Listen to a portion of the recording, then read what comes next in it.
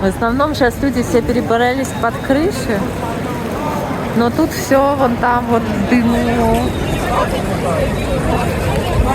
Не знаю, насколько видно, но, короче, там все в дыму. Но люди еще маленькие кассировщики разводят. Короче, я лично пойду покупать противогаз завтра.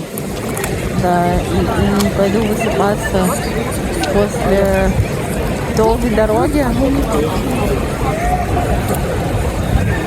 А там что такое? Не знаю, что там такое. Сниму этот маленький костерочек.